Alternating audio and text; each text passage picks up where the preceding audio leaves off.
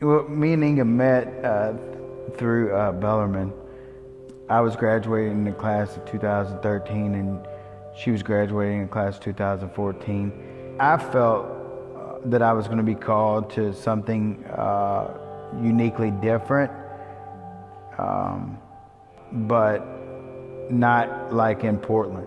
I thought, it was going to be like up maybe on the East End or something. Yeah, well, I was driving past the 22nd Street exit on 64, and I had never heard anything about Portland. I had never really looked into Portland, and there was just something about the sign for Portland Avenue that just pulled at me, and I started doing research and learning about the history and just really falling in love with the neighborhood. And I came home and I told Shawn, I was like, I think we should move to Portland.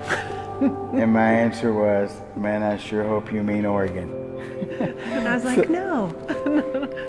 So we eventually ended up coming down to Portland and looking around, just looking at the neighborhood. And to be honest with you, the only thing that we could see was the beauty of it. And we found a house that we really liked.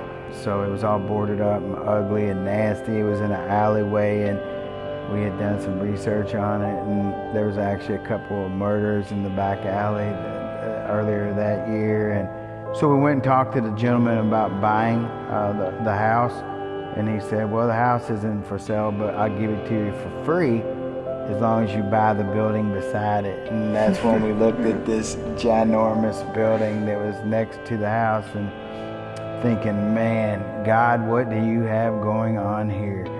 We looked at each other and went, well, I guess we just bought a community center. We don't see Love City as a community center. We see it as a family. We're not building a ministry. We're building a family. A family of people who love one another. Our motto is very simple. It's just neighbors loving neighbors.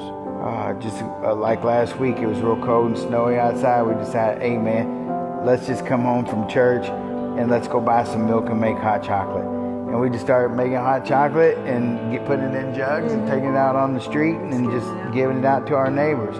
And man, before we knew it, man, some of our neighbors who are adults joined in with us and was giving it out to other adults and kids. At Christmas time, we had like a Christmas party here at Love City for our community.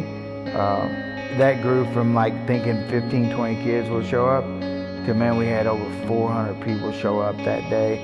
We gave out 200 hams that Northeast donated to us. And we 800 presents. And like 800 presents to all these kids. It was crazy. When the kids come in the door, we want to call them by name. We want them to know we know them. We want to hug them when they walk in the door. We want to love on them. A lot of it is just saying I love you to them. They don't really hear that a lot. And, we have kids that they're here every day, and we tell them that we love them, and they just like soak in your word. That's all you do. You just say you love them, and that's very simple, and they totally respond. When people come to the fish fry on Fridays, man, we come from behind the counter. We hold somebody's hand. Man, there's times that people come in and, man, they're having a bad day. And, man, they need a hug just as bad as I do. So, man, we hug people. We tell people we love them. You walk in the door and, man, you're having a bad day. Hey, let's pray about it. Let's see if we can't make your day better. It's very common for a Friday night, man, the gym to be packed. People sitting in different sections of the building, eating fish.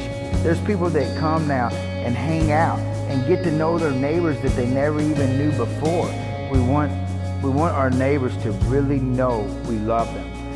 We don't want them to feel like we're here for an agenda, because it's already mind-blowing to them. We don't get any salaries off of this. We don't make any money off of this. Every single nickel goes back into either this building renovation or programs for the children or utilities. So every single nickel, we don't make one penny off of it.